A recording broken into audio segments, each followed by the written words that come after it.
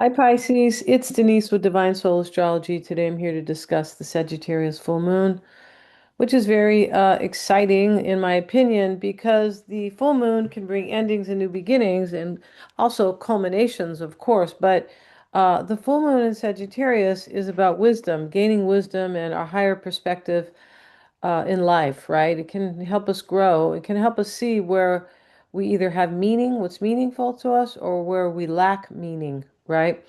And so this is called a blue moon because we have two full moons in 1 month, and that only happens once in a blue moon. And the ruler of this full moon is Jupiter, and that is your ruler as well. That is also why it is exciting and very cool, I believe. So we have the full moon in your 10th house of career, and I have you on the ascendant, so you're able to see here. And we have this full moon, and in your 10th house of career, this is your house of personal agency. This is your house of authority and ambition, leading, what do they call it? Leading figures, authority figures, sorry. Authority figures, bosses, but this is the authority in your own life as well, right? It's also the house of reputation and how you show yourself to the world, how people classify you, long-term goals and consolidation. That is the 10th house. Now, it is also the house of the father. It can be because of the authority figure archetype, right? Yeah, that we have with the 10th house. So there it is. Jupiter's ruling that 10th house, and Jupiter's ruling the shadow. So there's some type of shadow that you're supposed to face, all of us. Yours is just in the 10th house, right? Pisces, this is going to be for your sun, moon, and rising. And so there's some type of shadow here that maybe, you're not showing yourself to the world in with your full capacity because this is about, kind of personal agency and, leading your life, right? And so um, really taking authority over your own life. Maybe there's something like that there, right? So the full moon, since it's in this kind of loose conjunction here with Lilith, it is asking you, though, definitely, they're both ruled by Jupiter, asking you to shed something and, face it and kind of let it go because it may be kind of, it can be kind of maybe hindering your house of career or, those 10th house themes, right? How you show yourself to the world because, Pisces, you're a star, right? For sure, right? Pisces is the intuitive, the compassionate, the creative person, and transcendence, all these beautiful things. And so also the scientist, yeah, Pisces can be the science, all healers, all kinds of great things. And so, yeah, doctors, and it's a long list. It really is. So, but we have here this full moon and Lilith, doing all that. Now, we also have Jupiter, and it rules your first house. It sure does. And we have the North Node, and the moon is making a square there, asking you to do something for your higher purpose, for your higher self. It is the square is. Um, it's a little bit challenging, but it's more of an adjustment, wanting you to make an adjustment.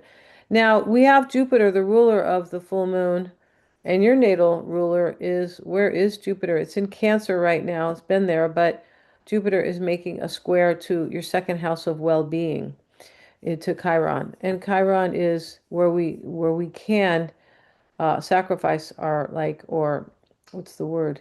Sabotage ourselves, right? And everybody can do it. Trust me. It depends what house it's in.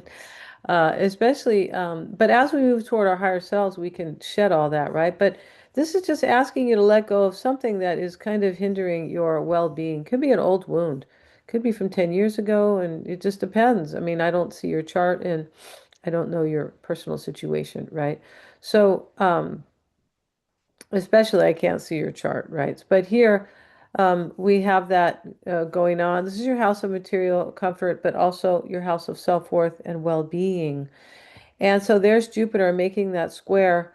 And so we have Mercury, which is the ruler of the sun, and that's showing up in your fourth house of home and family. This is roots, but this is your own psychological, your own emotional foundation the fourth house. It's an angular house. It's a very important life house. Of course, our emotional foundation and our family, right? Or what supports us. It's the house of kind of nurturing, right? And how we feel safe. It's related to the mother as well. So we have the sun here in this house. And that opposition to the full moon, the axis itself for the signs Sagittarius and Gemini is in the intellectual axis, asking us to make kind of, intelligent decisions and to analyze and things like that. And with Sagittarius, move towards your higher purpose. But for you, personally, it's in your fourth house and your 10th house. And this is like your work and your home life balance or your private and your professional balance, right? Kind of there, right? So the opposition's always asking for some type of merging or coming together to make something better. And the sun is in your house of emotions. So, here, there's something here about you and your own either personal agency or your career that the full moon is asking you to kind of step into. The full moon is, I believe, is asking you to believe in yourself. Your first house is about believing and trusting your intuition. The North Node is, there, but it's kind of asking you that. So maybe you are kind of on the verge of a career change, or you're not sure what you want to do. But, Mercury down here can help you figure it out, right? It can. So, because this is rules the mind and the brains, right? It's the rational mind, though, that helps us do everything, helps me do this video, helps me go pick up kids or, even watch a movie, right? But the higher mind is over here, and that is more aligned with God and the divine and higher realm, your growth and expansion and wisdom.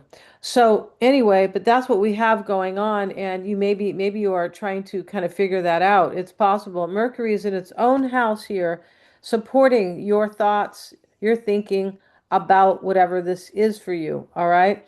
Now, and Mercury is ruling your seventh house of partnerships, but this is the house also where you create harmony and balance within or with yourself or with some other or somebody else or a situation. It doesn't have to be a person. It can be harmony and balance that has to do with, how you're feeling about your career possibly, right? It is the other situation, the other person.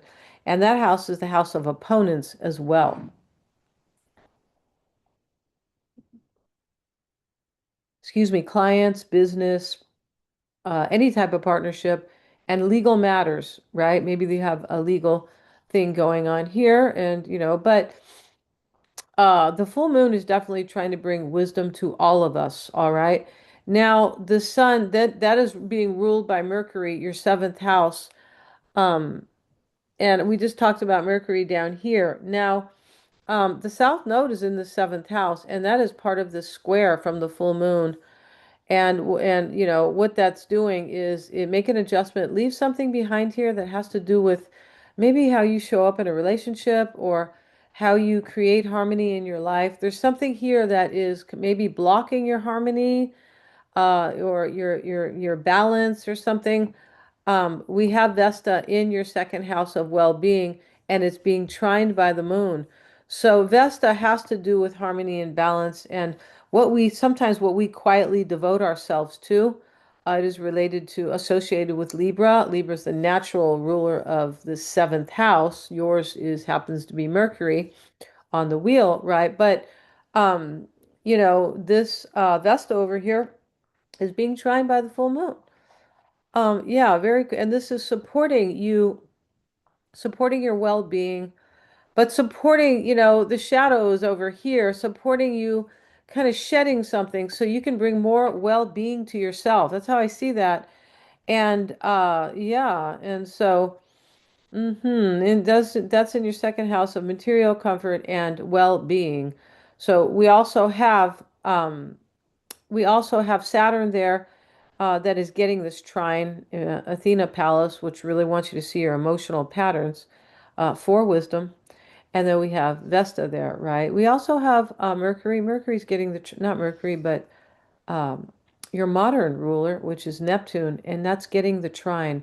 So for me, we have all these asteroids and a planet, right? Or two planets, Neptune and Saturn, in your second house of well-being, in the house of the self. The trine is helping you to create more patience in your life with Saturn, more boundaries and resilience, right? We all need boundaries. It's kind of a, it's a we do, and even if they are subtle boundaries, we all need boundaries. And yeah, to bring more wisdom to you too. The full moon is helping you do that. And so Mars is the ruler of Saturn here and Neptune, and we're going to look at where Mars is. Mars is ruling the second house of well-being. It's also ruling your ninth house of growth and expansion. So there's definitely a theme here going on. There's a theme with every, reading. There really is, right? But I'm ruling that ninth house of growth and expansion, and Mars is in your third house of thinking. So Mars wants to do something. It always wants something new or to take action, the will to act. Mars is in detriment here in Taurus. It doesn't, these are opposite. Mars is, the opposite of it's in detriment here. So what it kind of means though is it's telling you something. I'm not comfortable here in this third house of thinking. So I need something to change. That's how I'm seeing that. And it's getting a quincunx from, yeah, the gray is the quincunx from, this is another asking to make an adjustment, or it can be a misunderstanding. Yeah, the quincunxes can be some type of a misunderstanding, especially if this is in detriment here. So, but the full moon can show you that you are not, maybe you're not, you're misunderstanding something, yeah, or you need to make an adjustment here. Because with every misunderstanding, an adjustment needs to be made, at least to understand, right? To kind of, understand what's going on, all right? Um, yeah, and so Venus is, where is little Venus? All right, Venus is in Cancer, and it's another water sign in your house of the heart. This is supporting you. This is a benefic. Jupiter is a benefic as well in your fifth house of the heart. This is your hobbies, your talents, what you're good at, love and sex, fun, enjoyment, and self-expression. And so Venus there is. Um, Venus there is right here and it's making a square to, look at that here. Okay, Venus is making a square to uh, all these signs really. It's at 14 degrees, but it's seriously making one to Venus of Pallas and Pallas Athena, sorry, and Saturn.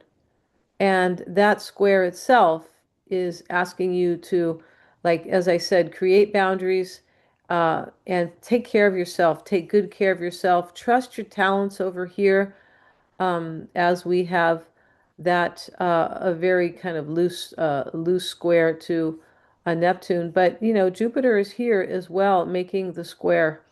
Yeah, it is. So see that? So, Jupiter wants you to grow and expand and Venus wants you to take good care of yourself and enjoy well-being, especially in the house of the heart. So this square is asking you to, it can be to step into what you're good at because the full moon is in your house of career.